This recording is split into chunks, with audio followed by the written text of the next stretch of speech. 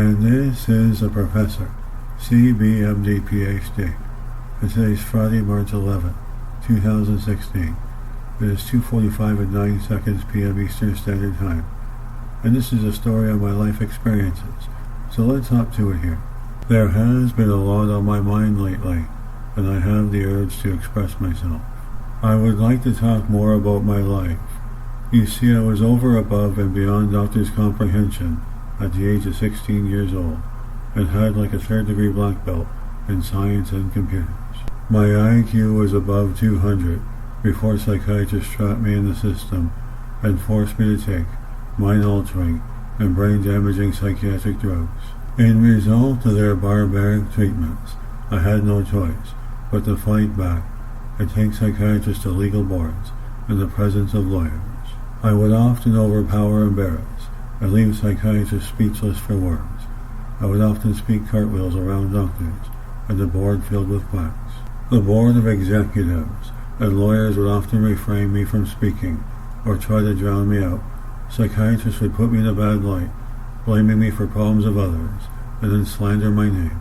Most psychiatrists cannot even touch their own toes, yet they force health advice onto others. Most of the psychiatrists would stereotype, discredit, ostracize, and put me in a bad light, out of envy. Moreover, leech off our most vulnerable by turning medicine into business, and by utilizing barbaric and coercive trickery. The psychiatrists would often use blackmail, forcible confinement, and try to brainwash me to take pharmaceuticals. In order to retaliate against my wishes, psychiatrists would try to shut down my motor skills, so I was not able to speak publicly, function, or to wipe out my memory. A way for psychiatrists to prevent me from defending myself at board of hearings, and a reason to make me look and feel sick. The good doctors, who are supposed to help people, damage people's names, and drug people to reap lucrative profits. Psychiatrists love to play the big shots while they destroy people's lives, which is very frightening and intimidating. Most of these psychiatrists have fixed, rigid, twisted, and grandiose beliefs about the profession they are superficially practicing. They are brainwashed and follow the American Billing Bible, called the Diagnostic Statistical Manual. The quacks use a fraudulent Bible of fake diseases to falsely diagnose people. The DSM is a fabricated book of diseases psychiatrists and pharmaceutical companies created to reap large profits and make a profitable business by defrauding the public. The mental illnesses listed in the DSM are not real diseases, and these fake diseases that are fabricated by quacks.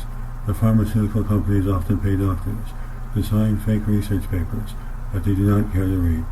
And these doctors are called ghostwriters that provide fraudulent research papers to make the pharmaceutical companies and psychiatrists look like real medical doctors. Moreover, falsely medicalizing everything, creating a DSM of fake diseases that are voted in by groups of superficial quack psychiatrists who know nothing about science or medicine.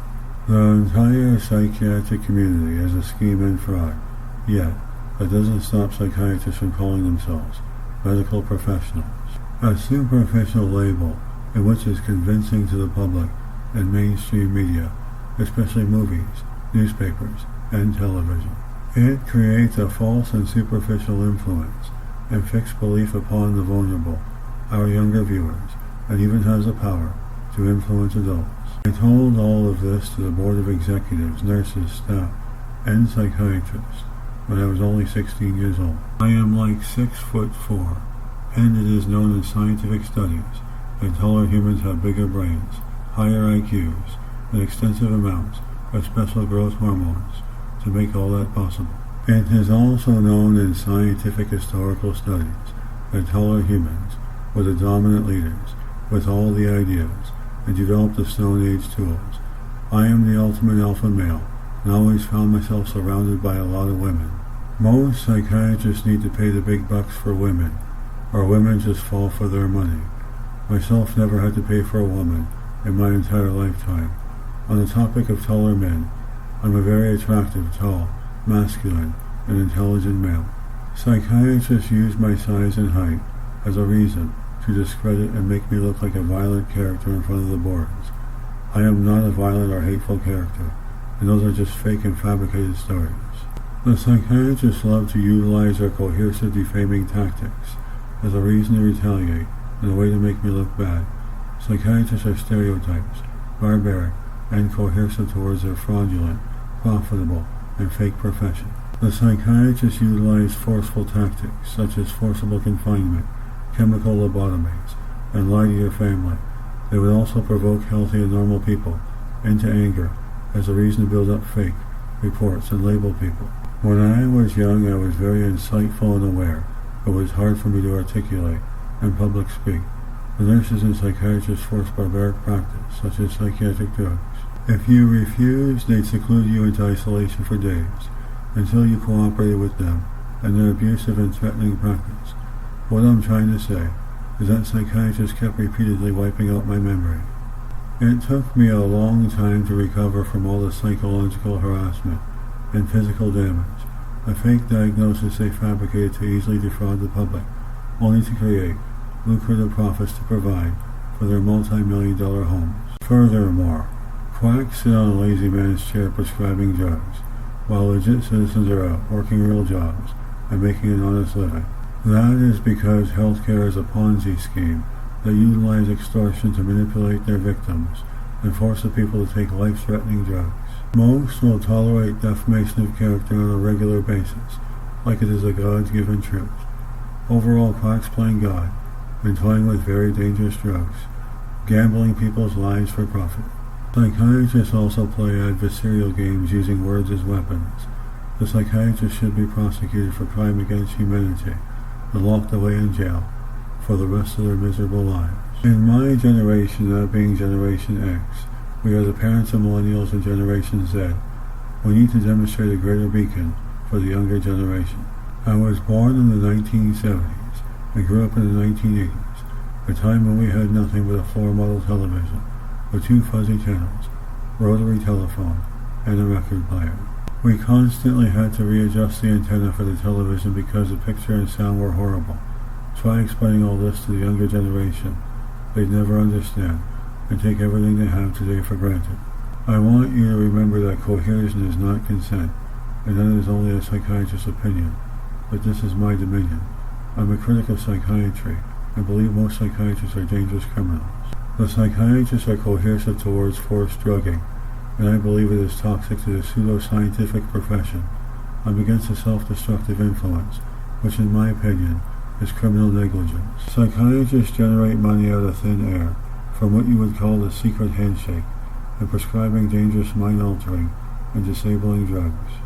The CEO generates revenue by making a normal person into a mental patient by recruiting children, adults, and the vulnerable onto the plantation. It is not true that there are chemical imbalances, and there are simply no scientific facts.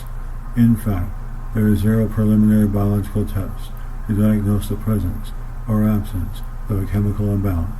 Psychiatrists are dominating human life and slowly killing people for massive financial reinforcement. The black box warnings on psychiatric drugs clearly indicates that these drugs are extremely harmful. The warnings also indicate that these drugs cause suicidal tendencies, mania, depression, psychotic behaviors, nerve and eventually brain damage. It is clearly scientific fact that these drugs cause premature aging, leading to premature death.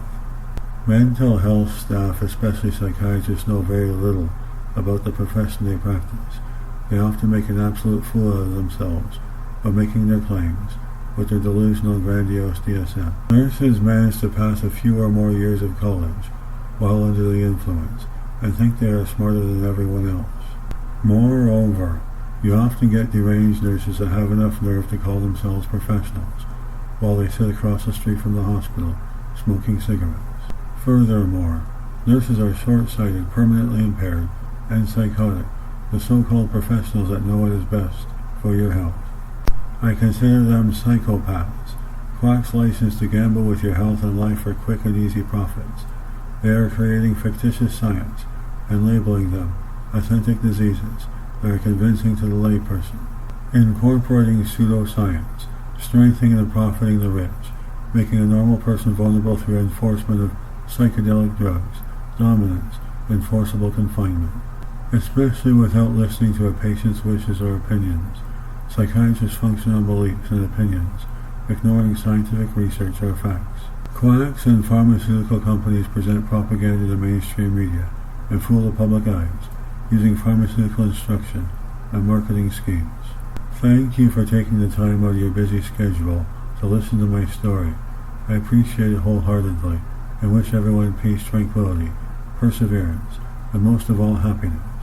My video diary was created for educational purposes only. My code name is Will. I'm Professor Christopher Brunet, leader of research scientist, ufologist, psychic computer technician, computer programmer, philanthropist writer, mathematician artist, photographer film producer, chef animal and nature lover. My passion is world peace. Have a great day. And this is a Professor, CBMD PhD, and today's Friday, March 11, 2016.